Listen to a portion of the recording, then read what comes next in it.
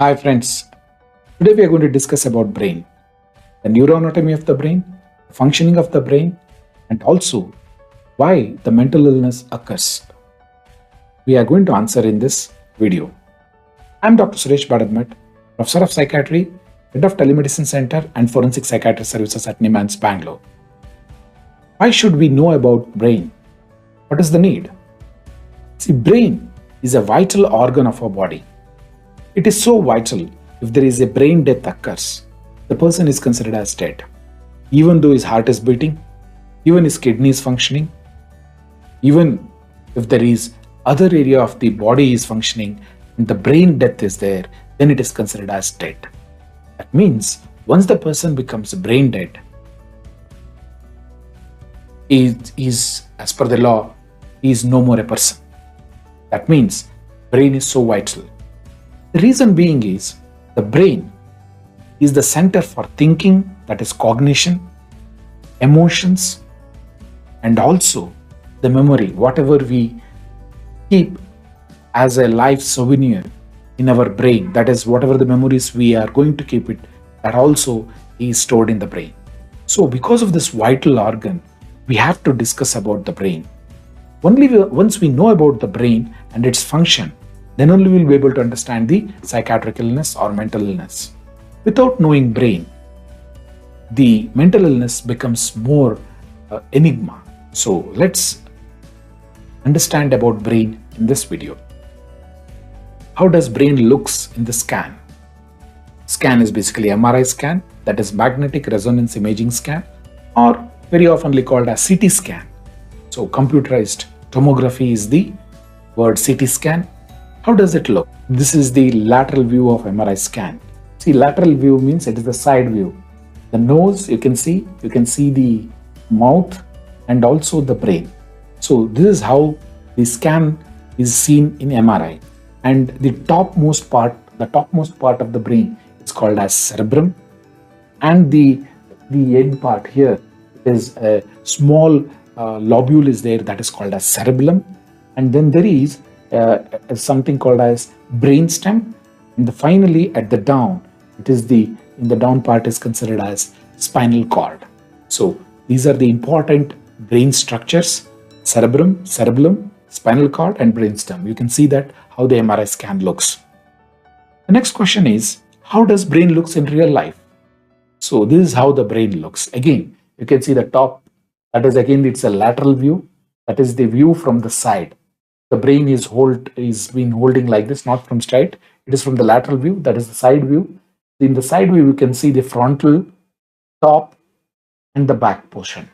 So this is how the brain looks in the real life. And I told you about the cerebellum. The cerebellum is in the down one. So again, this is the real brain, how it looks, the top portion. And again, it's a lateral view. I'm talking about lateral view. So top, frontal, back. So these are the important, what we call it as the way the brain looks. Now let's look into the various parts of the brain. Again, it is top and frontal and back. If you look at this part, the front part, that is the frontal lobe. And the down part here, it is called as temporal lobe. And then the above one, its yellow position, is called as parietal lobe. And then the last part is called as occipital. And then here is the cerebellum, and after that cerebellum, the down one is called as the brainstem.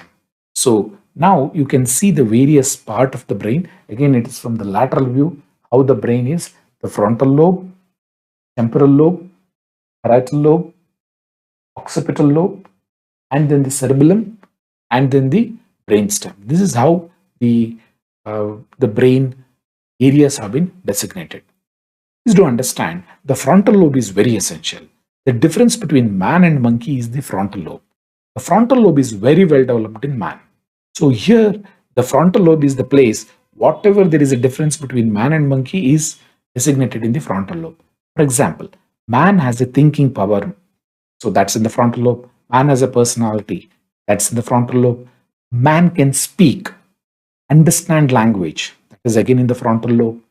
And also, the man knows how to inhibit his impulses. That means the monkey, when he sees banana, it goes and snatches it. But man doesn't do. So the frontal lobe inhibits the impulses. That means it does not allow a person to break the what we call it as social norms. Frontal lobe tells the man, tells the human being to behave within the realm of the society. So frontal lobe is like just like a judiciary, according to me. So just for understanding, the frontal lobe is more of what we call it as judiciary. Now coming to the temporal lobe, that's the red one. Temporal lobe is basically it is the bank. All memory is stored here. This part. It comes as a temporal lobe. So this temporal lobe, where the memory is stored. The memory may be words, language, and also what we call it as the non-verbal memory. That is music or various other memories are stored. That comes under the temporal lobe. And then the above is the parietal lobe. Parietal lobe is a kind of business center. This is where the calculation occurs.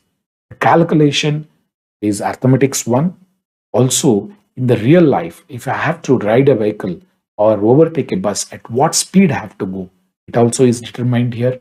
At the same time, if you want to throw a ball into the dustbin or somewhere, at what speed, at what rate, at what energy should be consumed is told in the parietal lobe. So parietal lobe is more of a business center. The last part, you can see that this part is occipital lobe. Occipital lobe is basically where the visual perception occurs here. And then below the occipital lobe is the cerebellum. Cerebellum is a area of balance where we balance the way we walk, the way we ride the bicycle, all those kinds of balancing act occurs in the cerebellum. And the lowest part is the brain stem. The stem where it is there, it is very essential. It is the oldest part of the brain. Here, mainly heartbeat center is there, breathing center is there, and also vomiting kind of center also comes in here.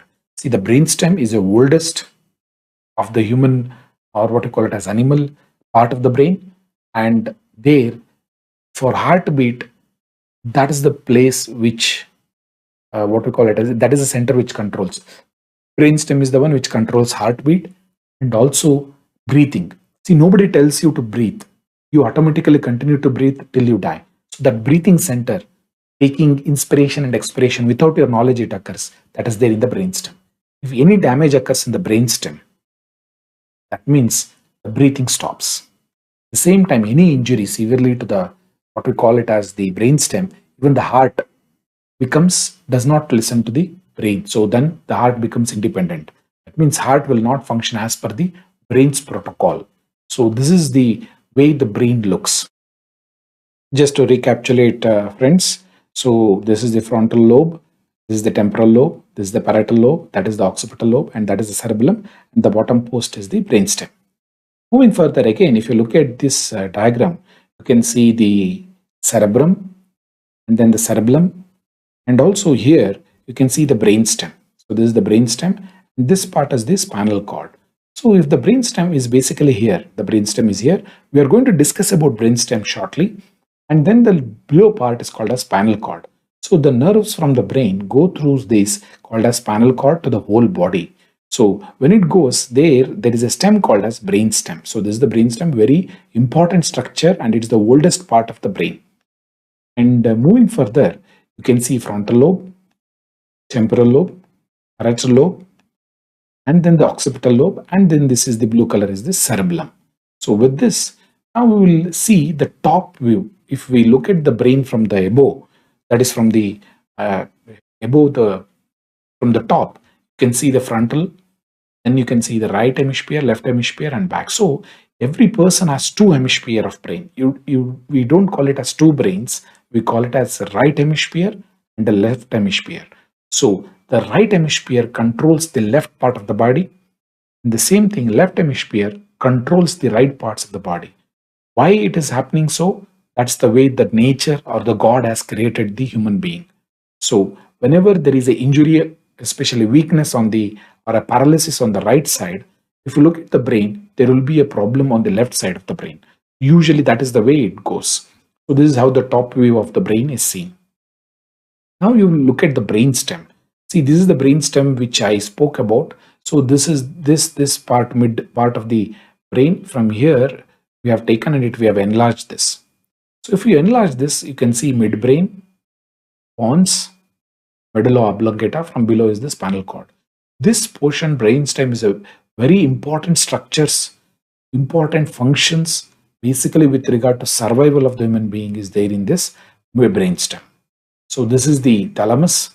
You look at this thalamus, and then comes the midbrain, then comes there are various cranial nerves, and then the spinal cord below, and the medulla oblongata, what we call it as. So this is how the brain looked. But now if you move into the midsection of the brain, look at the midsection of the brain, this is how it looks. So this it is called as thalamus, the one which is the round color. This is the thalamus usually, and then the midbrain. Here is the midbrain, and then comes the spinal cord below, and then here the medulla oblongata. This is the medulla oblongata, and this is the hypothalamus. Here is the hypothalamus, and then the pineal gland is here, and there is a very important structure here. That structure is called as pituitary gland, and then the cerebellum here. So above, one important structure comes. This is called as corpus callosum. This is the one which connects between the two hemisphere. I told you there are two, right hemisphere and the left hemisphere of the brain. This corpus callosum is the one which connects between both the hemispheres. Now we will look into the various parts of the brain as an animation. So the brain, how it looks. So by looking grossly, it is called as anatomy. You look at the lateral view of the brain. So the lateral view is the one which I had shown you. That is the frontal lobe, parietal lobe, occipital lobe, temporal lobe, brainstem, and cerebellum. Now, if we look at the middle, if you see the middle portion of the brain, in the middle of the brain, you can see the parietal lobe, and then the occipital lobe, cerebellum, and various other parts.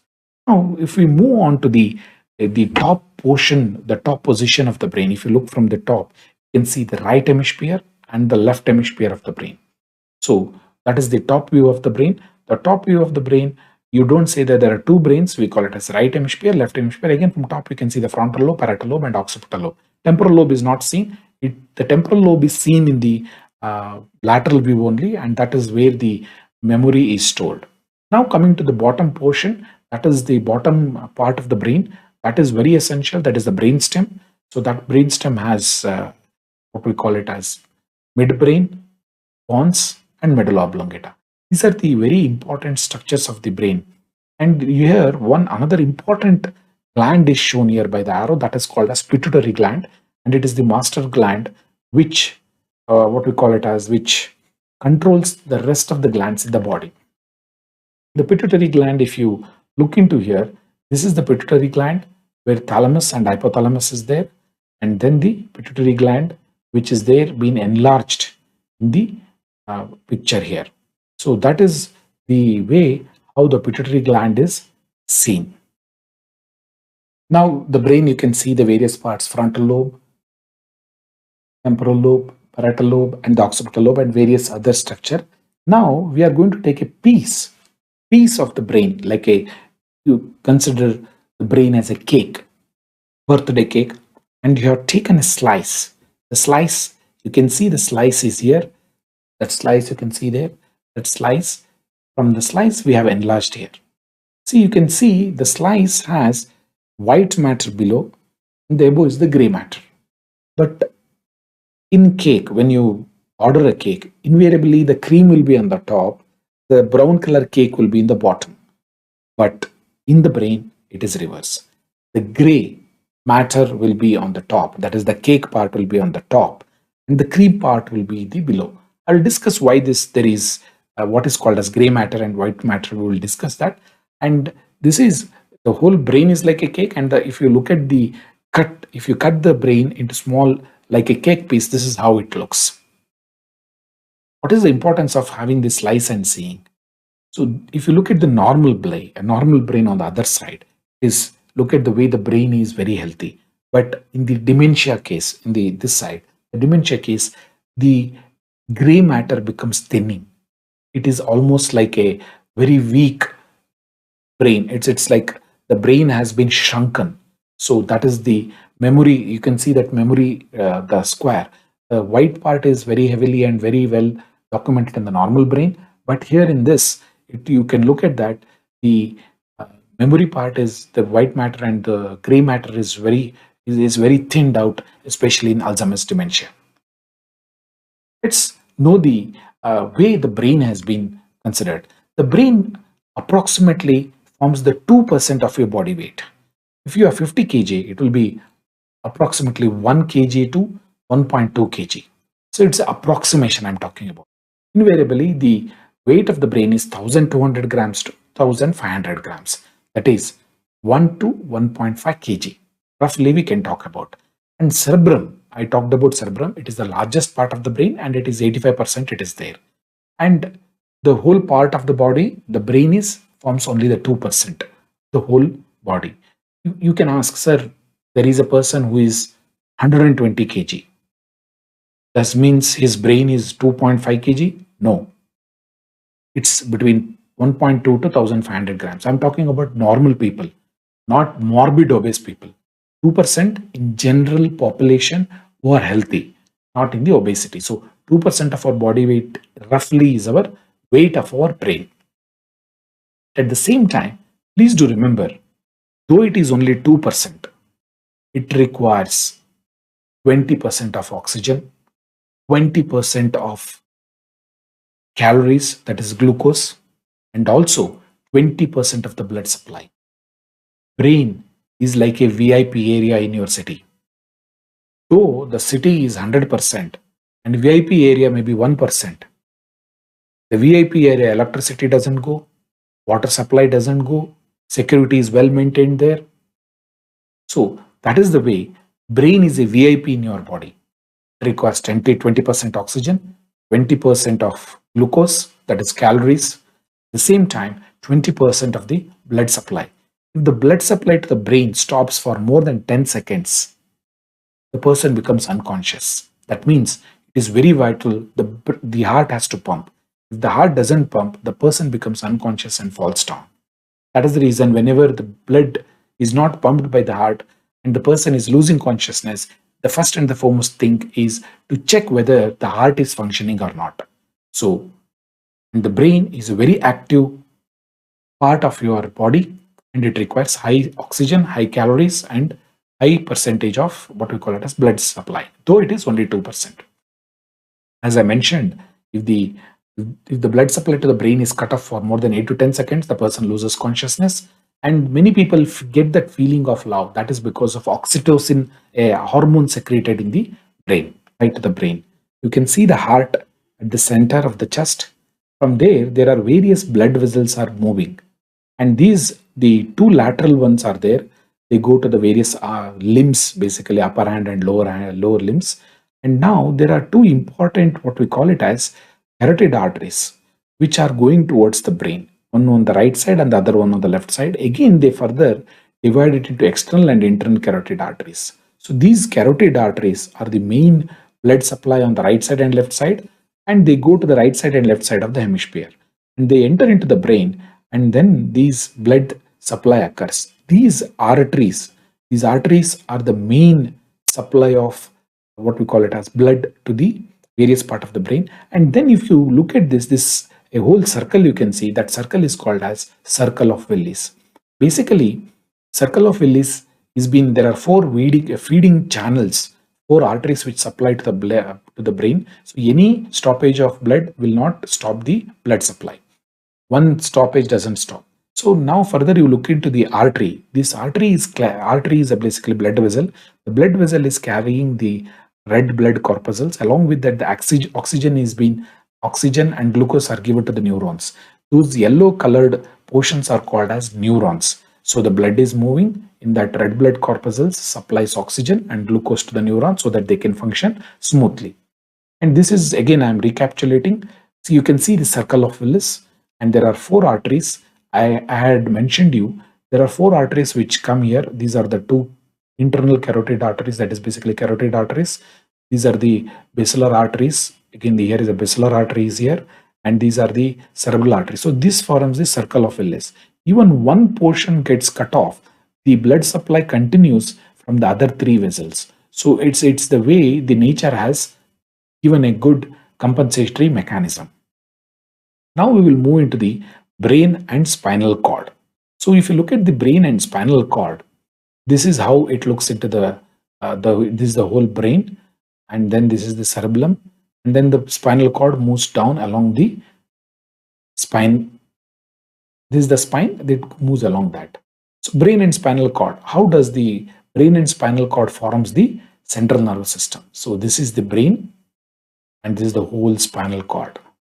So cerebrum, cerebellum, and the whole thing is spinal cord. This whole package of the brain is being packed into the skull. The brain goes into the skull, and this spinal cord goes into the spinal column. This is the spine. So basically, please understand, this is the whole brain goes into the skull, and the spinal cord goes here inside the spine. This is how the whole central nervous system gets packed, because the brain and nerves needs to be well protected. Further, what happens once the brain and the spinal cord, the nerves comes out of the spinal cord and it supplies to the various parts of the body. It will supply to the skin, it will supply to the muscles, it will supply to the various part of the body, and this blue color is considered as the nerves, and these nerves are going to even to the tip of the finger. If there is any pinprick, or there is a burns, or if you touch a hot vessel, suddenly the nerve sends the impulse to the brain telling that there is something hot is there, don't go there, it will burn you. So immediately the hand will be withdrawn. The person moves away from the injury stimuli. Further, look at the way the nerves have been supplying to the various parts of the whole body, and that part is considered as peripheral nervous system. So please understand, the brain and spinal cord is called as central nervous system, and this blue color is considered as peripheral nervous system. So this is the whole thing is considered as peripheral nervous system. So let's understand how the brain looks. The brain is here, and then the brain and the spinal cord. The nerves are moving out of the various, what we call it as spine vertebrae, vertebral column we consider as. Let's understand. In the brain, these are the vertebrae and the spinal cord. The spinal cord, the nerves are coming out.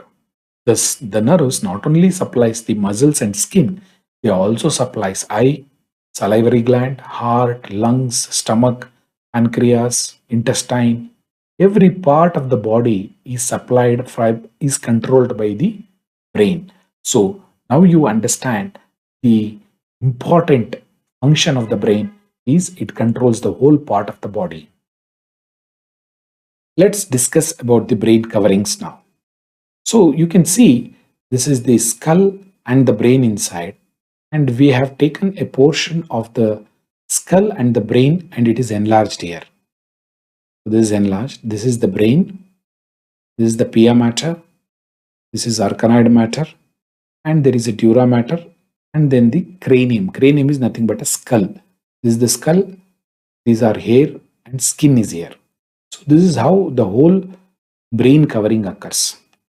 Further, if you look at this again, skin, that is scalp, this is the skull, cranium is skull, dura mater, the green color, the blue color called as arachnoid space, arachnoid, and this is the subarachnoid space. Here the blood vessels are going, and this is the pia mater, and this is the brain matter, or what you call it, cerebral cortex. I told you cerebral, this is. So these are the coverings. So there are important 4 coverings: pia mater, arachnoid, dura, and the skull. So these are the 4 coverings for the brain. In this covering and the space between the coverings, there is something called as cerebrospinal fluid. Cerebrospinal fluid is which is there inside the ventricle, that is inside the brain, and also on the outside of the brain and the spinal cord. So that is called as cerebrospinal fluid. So cerebrospinal fluid, it is a clear and colorless body fluid especially which is there in the brain and surrounds the spinal cord.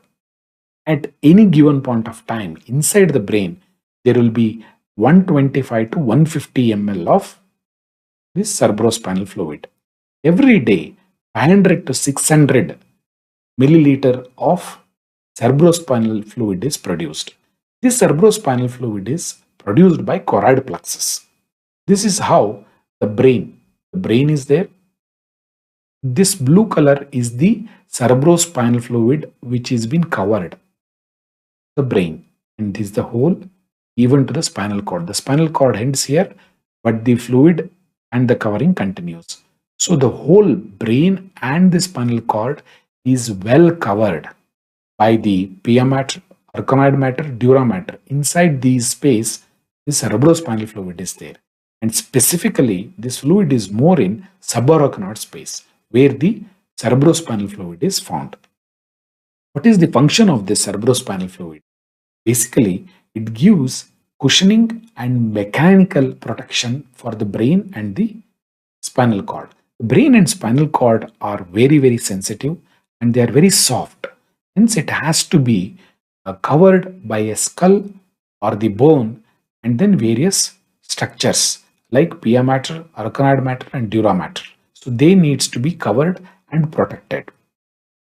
The cerebrospinal fluid one is giving mechanical protection and it supplies nutrition like oxygen, glucose, vitamins, minerals, electrolytes will be supplied to the various parts of the brain, including the inside of the brain.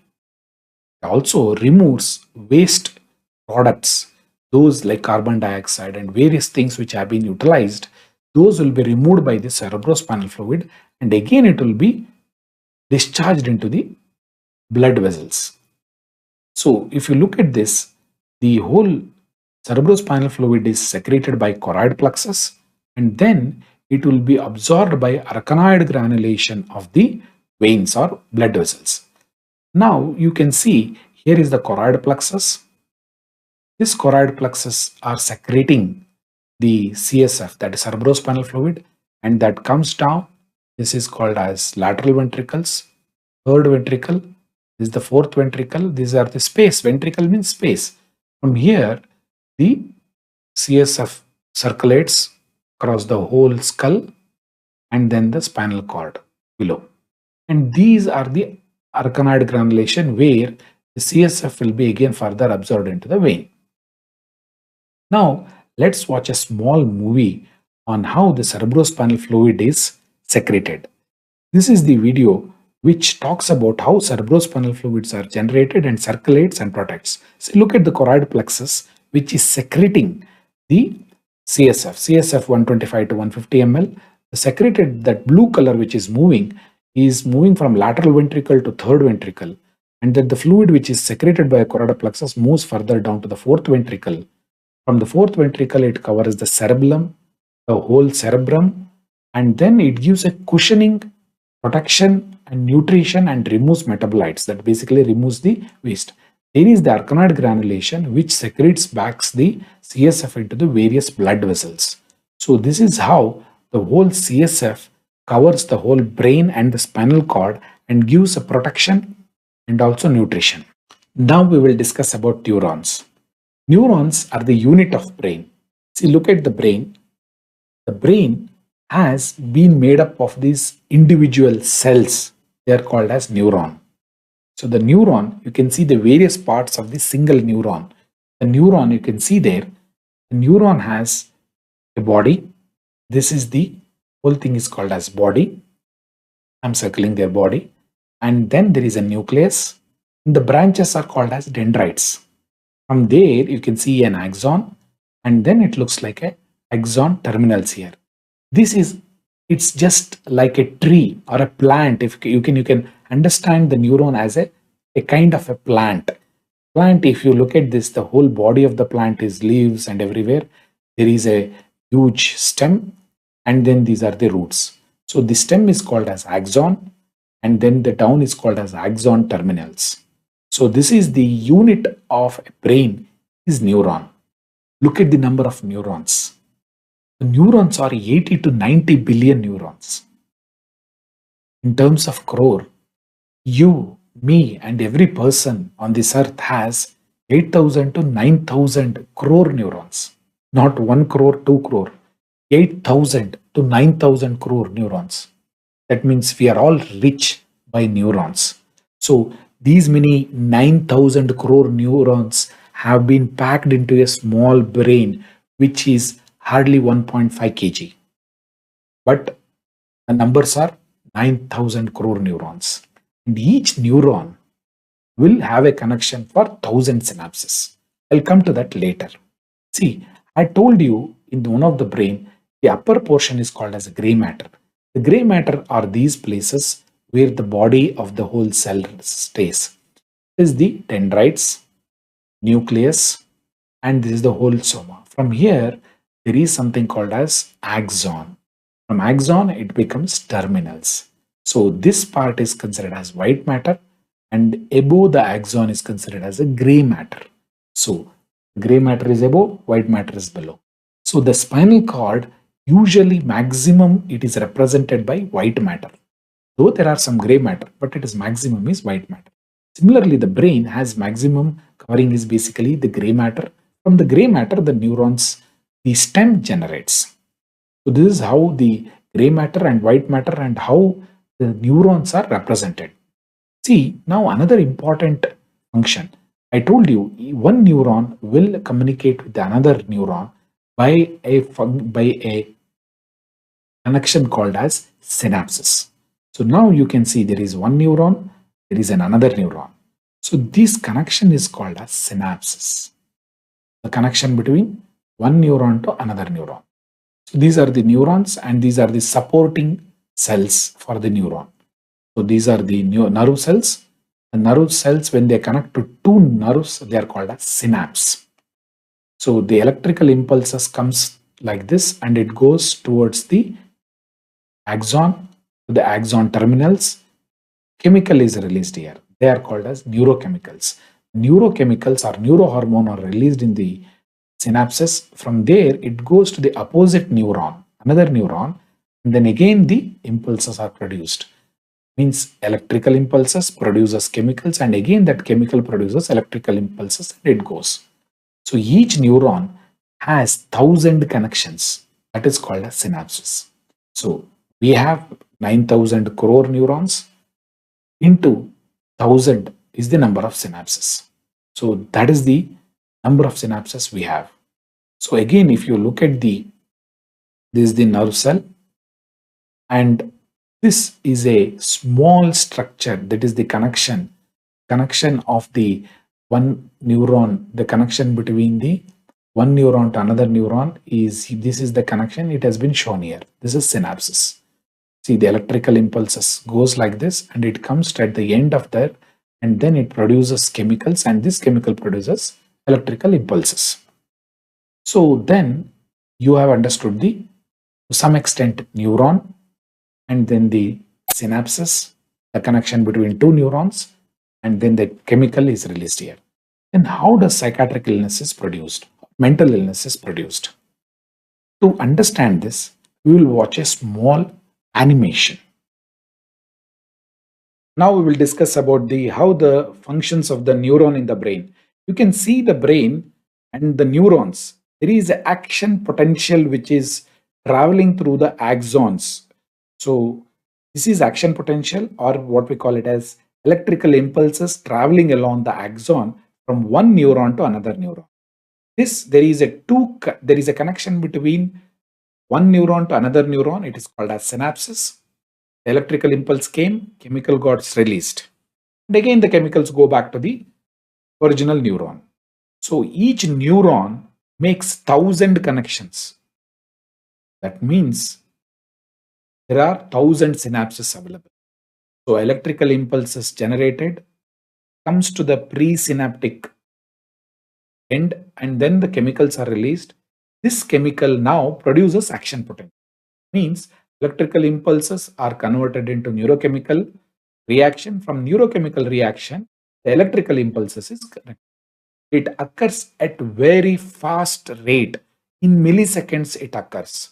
Electrical impulses releases chemicals, and the chemicals again causes the electrical impulses. These neurochemicals are very, very important for the diagnosis of mental illness. Either the increased in these chemicals or decrease in the chemicals causes psychiatric illnesses. So, ladies and gentlemen, please understand, depending upon the area of chemical neurochemicals increased or decreased, the mental illness develops or psychiatric illnesses develop. For example, if there is an increase in dopamine, in certain parts of the brain, schizophrenia is developed. If there is increased other neurohormones, other mental illness. If there is a decreased serotonin, depression will develop. If there is a decrease in serotonin in some other areas of the brain, obsessive compulsive disorder is. So depending upon various imbalances in neurochemicals, psychiatric illness is developing. So before I conclude, I would like to remind you, see, when you look at this neurons as a brain, we have 8,000 crore to 9,000 crore neurons. And each neuron forms 1,000 synapses. So invariably, there are huge number of synapses, and the neurochemicals are very minute, and it is very difficult to determine this number of neurons. And any number of CT scan, MRI will not show any abnormality because it shows only the structure. The problem is in the functioning of the neurochemical. The chemicals are very less, certain illnesses will come. The chemicals are more, certain other psychiatric illnesses are caused. So please understand, psychiatric illnesses are a brain disorder. They are usually occurred because of hormonal imbalances. These hormonal imbalances are occur secondary to the environmental stressors or because of the hereditary or genetic vulnerability or combination of stressor and genetic vulnerability. My dear friends, today you have understood about the brain, different areas or the anatomy of the brain, cerebrospinal fluid, various coverings of the brain, also the neuron, number of neurons, functioning of the neuron, and the synapses and the neurochemical balances which causes mental illness. Hence, no blood test, no urine test, or even CT scan, MRI scan will determine the diagnosis of mental illness. Our science has not progressed to that level to measure the loss of chemicals or increase of chemicals in the brain synapses. So hence, all mental illnesses are secondary to neurochemical imbalances. So thank you very much for your patience listening and giving your time. If you want to see similar videos, please subscribe to my channel either in the Facebook or in the YouTube. So the channel is called as Suresh Padadmat. So please stay safe and take care of yourself. Thank you very much once again.